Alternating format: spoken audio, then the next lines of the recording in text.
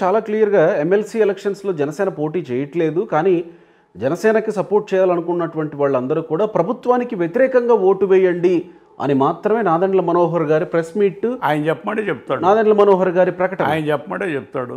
అంతేగాని అలాడు ఎప్పుడు ఇంపాసిబుల్. వాడేదో చంద్రబాబుని కలవమని ఈయన చెప్తేనే వెళ్ళాడా పవన్ కళ్యాణ్? అలా ఆ చర్చ కూడా ఉంది.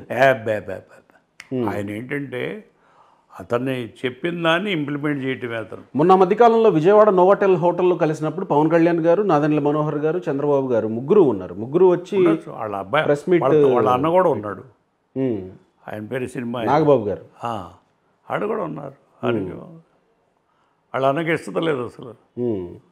సో ఇలా ప్రచారం చేస్తున్న వైసీపీ సోషల్ మీడియా అయితేనే తెగ్గొట్టాలని. ఓకే, తెగ్గొట్టాలి. అందుకని బాబు ఆ పని చేయడు. బాబు నాకంటే వీరెట్లు తెలియగలడు. Most polish. సో అలా తెగ్గొడితే వైసీపీకి ఏమన్నా వనగురే ప్రయోజనం ఏమన్నా ఉందా? Most polished man.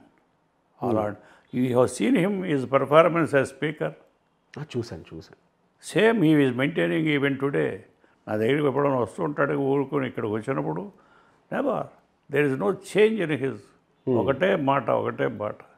అంటే ఒకవేళ జనసేనకి టీడీపీకి తెగ్గొడితే వైసీపీకి చేకూరే ప్రయోజనం ఏముంటుంది అని అంటున్నా.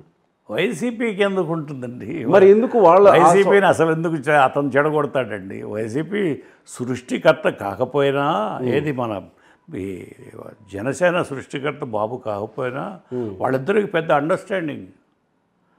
అండర్స్టాండింగ్తో వాళ్ళు ఇతర దేశాలు వెళ్ళి మాట్లాడుకుని వచ్చారు. ఎవరు వాళ్ళిద్దరూ? పవన్ కళ్యాణ్, చంద్రబాబు. పవన్ కళ్యాణ్ను బాబును. అవును కదా, వెళ్ళొచ్చారు. ఇతర దేశాల్లో వెళ్ళి మాట్లాడుకుని ఒకళ్ళకొకళ్ళు షేక్ హ్యాండ్ తీసుకుని దైవం దగ్గర ఒట్టేసుకుని పని చేసుకుంటున్నారు వాళ్ళు. ఒక ఇంటర్వ్యూలో కూడా పాల్గొన్నారు ఇద్దరు కలిసి. కావాలని చేసే పనులు ఇవన్నీ ప్రెస్ సృష్టిస్తాను. చూశాను. నాకు పెట్టినట్టే పొలాలు పెడుతున్నారు నీకని మొన్న మధ్య చేసినప్పుడు అన్నాను.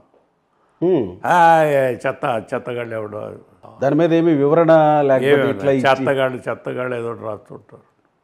రామారావుకి నాకు ఇట్లాగే పెట్టింది తగులు. అంటే ఈ విషయంలో మనం ముగింపుకు వస్తే జగన్మోహన్ రెడ్డి ధీమా 175 సీట్లు మనం గెలవబోతున్నాం, గెలవాలి. ఇది ఎమ్మెల్యేలకి, కార్యకర్తలకి, పార్టీ శ్రేణులకి ఆయన అల్టిమేటం. అంటే ఆయన ఒక గోల్ అంటూ సెట్ చేసుకొని ఇక్కడ ఇలాంటి ప్రచారం చేస్తున్నారంటే ఎట్లా అర్థం చేసుకోవాలి? అదే అంటే దీనివల్ల ఏమైనా ప్రయోజనం పొందుతుందా? ఏమిటంటే కొట్టి వాయించి ఇప్పుడు రామారావు నన్ను విడగొట్టారు కదా, కమ్మపిల్లలు విడగొట్టారు. ఎవరు వేరే కేవలం వాళ్ళ ఉద్యోగాల కోసం, వాళ్ళ మంత్రుల కోసం. సేమ్ థింగ్ ఇక్కడ కూడా జరుగుతుందని వాళ్ళ ఎక్స్పెక్టేషన్. ఇక్కడ ఎక్స్పెక్టేషన్ వాళ్ళు కాపులు, వీళ్ళు కమ్మలు ఎట్ట కలుస్తారు? అసలు కలవకే కదా మీరు ఎడ్లకు సపోర్ట్ చేసింది కాపులు అనేది సృష్టిస్తారు వాళ్ళు. ఇప్పుడు రాజకీయాల్లో ఈ నీచమైన ప్రయత్నాలు అన్నమాట.